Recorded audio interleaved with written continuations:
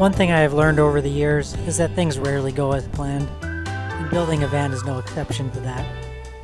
Last week, if you've been following along, you see that I made a pretty big mistake on my van build. And it's really easy to get frustrated and upset at yourself when things don't go as planned. But if you are like me, you probably also know that that rarely makes things any better. So last week, I stopped and forced myself to step back and stop feeling frustrated. I made lighthearted fun of myself and did what I could to get through it. And you know what? It all seemed to work out. This week we got back in a groove and completed the ceiling panels in the van. And having pushed through my mistakes of last week, I feel like I'm back in a nice groove. I'm not sure about you, but sometimes it takes a jarring event to force yourself to take a step back, slow down, and start enjoying the project again. As for the last few weeks, I sort of felt like I was chasing things a bit, and needed to remind myself to enjoy the process and not just focus on the result. I hope you enjoy this video, and now let's show you how I made my ceiling panels. Oh, and if you haven't already, Ellie and I would love it if you click that subscribe button and followed along.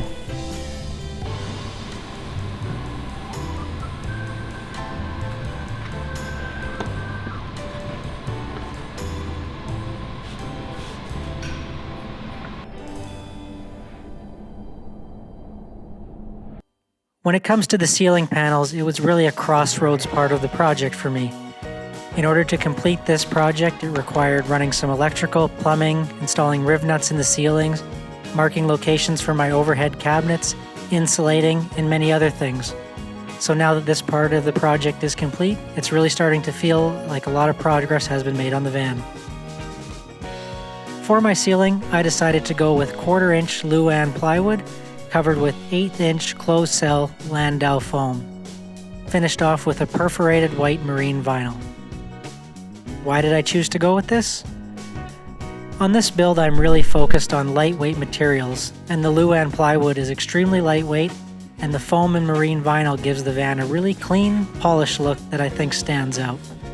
The white vinyl will also help brighten up the space and make it feel bigger. For this project, I used 3 sheets of plywood for the 144 van, and really the hardest part of this entire project is just the scribing and test fitting of the plywood. Since I chose to install L-track in the ceiling between the seams on the panels, I needed to be very accurate with my measurements for the L-track and also all of the mounting locations for the panels and also for the upper cabinet rails that would end up bolting through the ceiling panels into the ribs of the van. Once we figured out where all of our mounting points were going to be, and the riv nuts were installed in the ceiling of the van, we screwed in sharpened bolts into the riv nuts in order to leave indents in the wood panels, showing us where the mounting holes needed to be drilled out. This is the most time-consuming part of the project, and it took almost 3 days to get everything lined up exactly how we wanted it. Once we had all 3 sheets dry fit and happy with how they looked, it was time to give them their final treatment. Up until this project, my upholstery experience was 0, and although I would still say it's about the same, a 1 out of 10, with a little patience you'd be very impressed with the finished results. This part of the project is all about patience. The only thing rushing will do is leave you with an unfinished project that you aren't happy with. I can't remember who told me this or where I read it, but I've always resonated with it when working on my own projects, and the saying is, it doesn't cost you any more money to just take your time and do it properly. Now that it was time to start, I started with the most forward panel and completed them 1 panel at a time. This allowed me to make any clearance adjustments once the material, the foam and marine vinyl were added to the panels, and compensate on the next panel before I installed the foam and vinyl. The first thing I did with each panel was to lay out and cut the foam and marine vinyl roughly to size, making it easier to work with. I also really recommend tracing out with a black line on the backside. It gives you an idea of where you need to spray the glue, and just to make sure I had proper coverage before installing it. With everything cut, it's time to start gluing. If you plan on doing any amount of upholstery work, I highly suggest getting a paint sprayer. I picked mine up for about $60 Canadian, and it paid for itself almost immediately. The first thing I sprayed is the plywood very thoroughly and then moved it out of the way so I could spread out the foam and give it a nice coating. After letting both pieces get tacky, it's time to drop the plywood onto the foam. This is also where those black marker lines come in really handy. Once we had stuck the plywood on the foam, we flipped over the panel and worked out any air bubbles really carefully.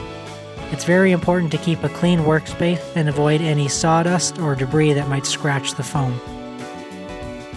After we were happy with how the foam looked, we flipped the panels back over and applied a 2-inch bead of glue on the back side so we could wrap the foam over and have it fastened to the underside of the panel.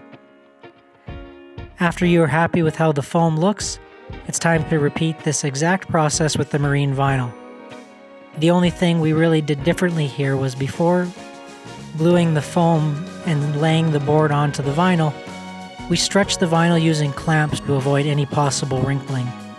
Once stuck in place, we flipped it over and carefully worked out any air bubbles just as we did with the foam.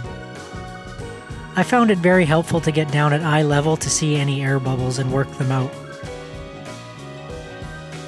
After we'd worked out any air bubbles, again we flipped over the panel, applied that same 2-inch glue strip to the backside so we could begin wrapping the vinyl and getting our finished edge. Again, I'm not an expert at all with how to wrap marine vinyl. I just took my time and pretended like I was wrapping a present as I worked my way around the panels one corner at a time. On this part of the project, there really is no substitute for patience. With all of the vinyl glued and stuck in place, it was time to cut the openings for the pot lights and get them all pre-wired and ready to be installed in the van. I am super happy with how they turned out, and it feels like a huge part of the project is now behind me, and I'm excited to keep moving forward. I know this short video probably made it look super easy, but keep in mind, all of this work was spread over the course of almost 2 weeks. And for even more clarity, to fully upholster one panel, once it had all been scribed, traced, properly measured in and out of the van 100 times, took us about 4 hours to do the foam and vinyl to get it looking as good as we did. So take your time, have fun, and don't hesitate to let me know if you have questions. See you in the next one.